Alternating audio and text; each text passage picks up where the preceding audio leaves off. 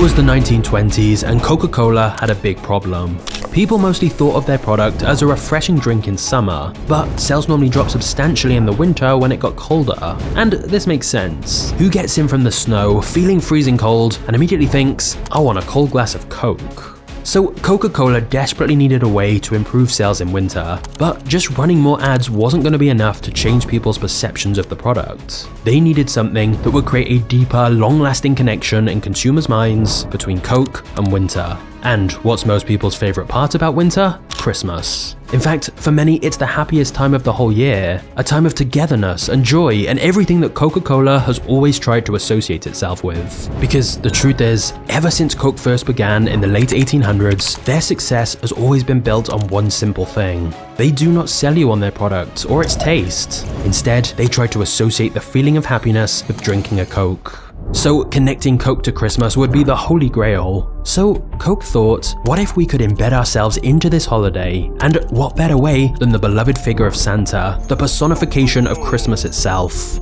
Now, in present day, this may seem an obvious strategy, but remember, there's nothing inherently about Coke's product that connects to Christmas in any way. It's ultimately just an unhealthy fizzy drink, and there are many other similar products. And yet, if you asked pretty much anyone what brand they most associate with Christmas, the majority of people would probably say Coca-Cola. So how did Coke pull this off? Well, although Coke tested a few different Christmas ads in the 1920s, the big breakthrough for them came in 1931 when Coca-Cola commissioned an illustrator named Haddon Sundblom to create a wholesome version of Santa Claus holding a bottle of Coke. Now, you may have heard that Coca-Cola designed the modern Santa Claus as we know him today, or that Coke is responsible for changing Santa's suit color to red and white to fit their branding. But neither of these things are true. The image of Santa as we know it today, the jolly fat guy with a red and white suit, white beard, and rosy cheeks, existed long before Coca-Cola's inclusion of him in their ads. In fact, Coke's illustrator who made the iconic Coca-Cola Santa ad was heavily influenced by the classic 1823 poem A Visit from St. Nicholas, or as it's more commonly known, 'Twas the Night Before Christmas, which describes the cheerful Santa we know today. And many others before Coca-Cola, such as political cartoonist Thomas Nast, had already helped popularize the jolly Santa that we're now familiar with. This was an illustration from 1881, before Coca-Cola even existed, or here's a cover from Puck magazine in December 1905, showing the modern red-suited Santa. However, whilst Coca-Cola did not invent this image of how Santa looks, they can definitely be credited with popularizing it and cementing this version of Santa as the Santa we all know today. You see, there used to be many different versions of Santa. Different colors, like Santa in a green or tan suit, or even sometimes Santa as an elf, or a scary Claus who punished children who misbehaved. So unlike today, where we all pretty much have the same image in mind of what Santa looks like, back then there were many different variations. And that's because no single person or company created Santa. It was an evolution.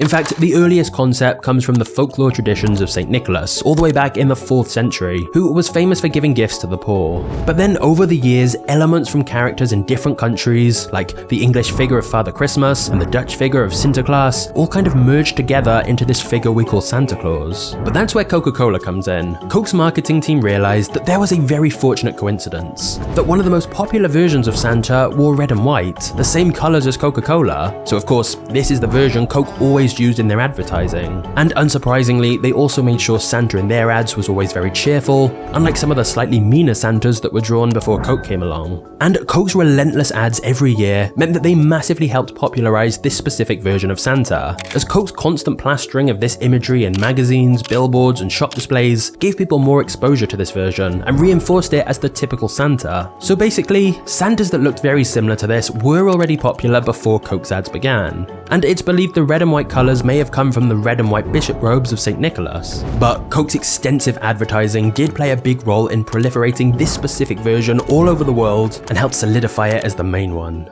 And when you think about it, this makes sense. Coke creating some completely new version of Santa in totally different colours wouldn't have been anywhere near as effective as capitalising on the existing Santa character who was already popular and simply trying to attach their product to him, as the whole idea was to hijack something people already knew and loved. It began in 1931 with a campaign called My Hat's Off to the Pause That Refreshes. The tagline was, "Old Santa, busiest man in the world, takes time out for the pause that refreshes with ice-cold Coca-Cola." The idea behind it was that we all need to take a pause from the stress and busyness of everyday life and enjoy a moment of refreshment by having a Coke, even if you're Santa delivering all those presents. The ad ran in many popular magazines such as the Saturday Evening Post. But that was just the start. Every year, Coca-Cola ran more and more Christmas ads featuring this version of Santa with Coca-Cola to reinforce the association between Coke and Christmas. They continued to use the same illustrator every year between 1931 and 1964, which meant Santa's style remained consistent. It became an annual tradition to feature this version of Santa holding or drinking bottles of Coke.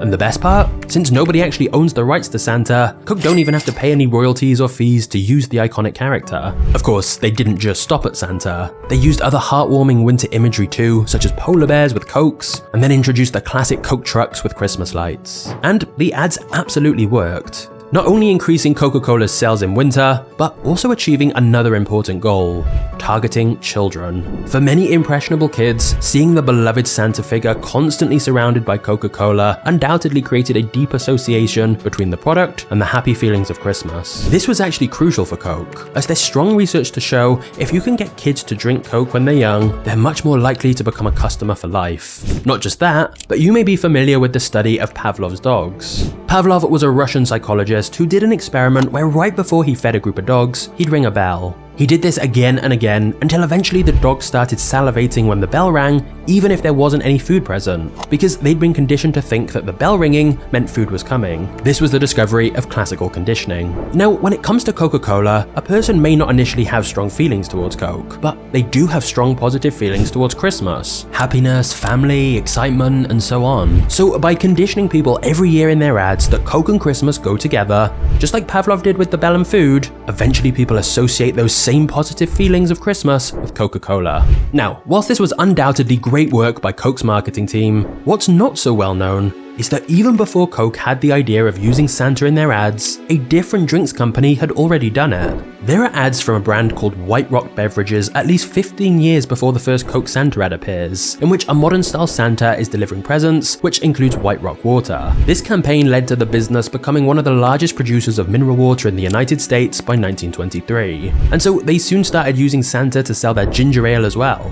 Coke would certainly have been aware of these ads, and it's entirely possible this inspired Coke's marketing team to do something very similar. So why do people still repeat the myth of Coke changing Santa? Well, the actual truth that a sequence of illustrators developed on each other's ideas just isn't quite as memorable. Plus, Coke have been a little sneaky, as they actually claim Santa's jolly look all started in 1931 with Haddon Sunbloom and Coca-Cola, which isn't really true, as we've literally just seen very similar versions existed before this. But Coke can certainly take credit for popularizing and standardizing the final modern look of Santa. Before Coke, not everyone had the same image of Santa. He wasn't always red and jolly, and so if Coke hadn't needed to increase winter sales and spent so much money to reinforce this Santa into public consciousness, then it's possible this Santa version wouldn't have become so prevalent. Of course, not everyone is happy about Coke hijacking Christmas like this. There's even been calls from health experts that Coca-Cola's Christmas lorry tour should be banned for false gifts of bad teeth and weight problems. So why has Coke been so successful at attaching itself to Christmas? I mean, nowadays it's hard to imagine the holidays without Coca-Cola ads and images. I've literally heard people say, you know it's Christmas when the Coke ad starts. Well, perhaps one of the biggest factors in why Coke's Santa ads have worked so well is that Coca-Cola has always stayed the same. No big changes to their products, logo, colors, or branding. I mean, they did briefly try with New Coke, but it backfired horribly, so they quickly changed back. And so, by consistently running the exact same kind of ads every single year for the same product and brand, it reinforces the connection and becomes a tradition. In recent years, we've seen a huge rise of other brands running big Christmas ads that try to be more emotion-driven, like supermarkets pouring millions into ads that don't really focus on their products, but instead tell a story to try and associate their brand with Christmas. But despite this, nobody comes close to Coke. Coke have been running their Christmas ads for nearly 100 years now. The association is deeply embedded. And for Coca-Cola, it's extra easy, because they can repeat pretty much the same campaign every year. So whereas most companies have to come up with something new every year, people expect to see Santa with a Coke and the Coke trucks. In fact, some people get mad at Coke if they don't do the same thing. And so when people ask why do Coke spend so much on advertising when everyone already knows about their product, the answer is they're not advertising to make you aware of their product, they're advertising to create associations in your subconscious so that when you go to the shop and there's a row of different colas, you're instinctively drawn to Coke. This also helps explain the Pepsi paradox, which is the concept that in blind taste tests, more people prefer Pepsi, but given the visible choice of options, more people prefer Coke. It shows that people feel more connected to the company, and there's no doubt the billions of dollars Coke has spent to weave their product into Christmas has played a big role in that. And that is how Coca-Cola stole Christmas for its marketing efforts, and thus created one of the most powerful branding associations in the world. The crazy part is that Coke didn't even start out as a soft drink. It started out as a dodgy patent medicine. And if you want to know the insane full history of Coca-Cola, just click here. Finally, if you are watching this at Christmas, I just want to say thank you for all your support this year. You are a legend, and I wish you a very happy holidays. Cheers.